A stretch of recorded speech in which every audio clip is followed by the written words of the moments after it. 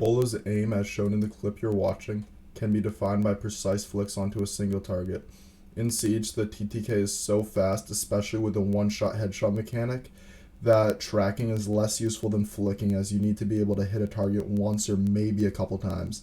That is why Bolo's aim perfectly complements this game. In this video, I'm going to break down all of his mechanics in order to find changes you can make to immediately make your aim more like his. First change you can make is very simple. It's your sensitivity.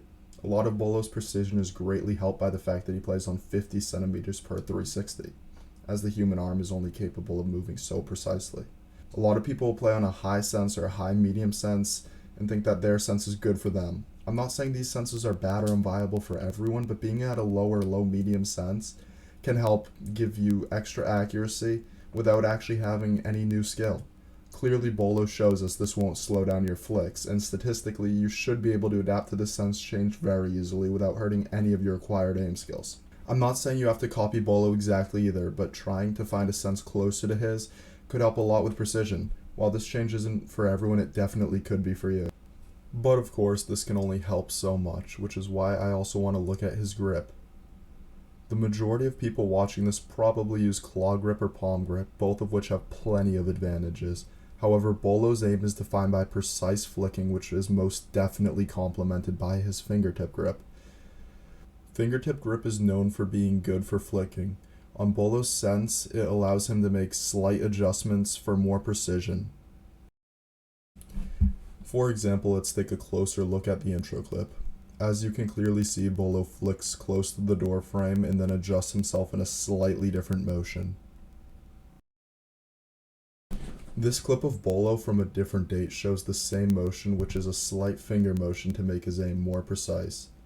Unfortunately, I could not find a clip that showed this kind of flick while also having a clear view of Bolo's hand. Now, a lot of people who've tried this grip have reported inconsistency and said that it's pretty hard to control, so I'm going to give you guys some tips to minimize this. The first is to avoid using any side mouse buttons. With fingertip grip, it is extremely harder to aim while pressing one of these. Also, a lighter mouse can help with this kind of aim. Bolo's mouse specifically is 63 grams, which is very light, especially considering the fact that it is wireless. His mouse pad is designed to provide enough friction to make the mouse feel controlled without resisting motion to a fault. Finally, I want to talk about how Bolo's wrist and arm motion looks, but first I'd really appreciate it if you could subscribe and help me get this channel off the ground. The clip I am showing you is of Bolo's form, which unsurprisingly involves moving his arm massive distances across his mousepad.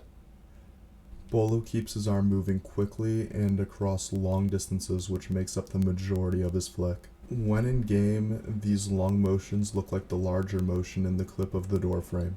Bolo pivots his forearm from his elbow, which remains in a relatively constant position with some minor motion.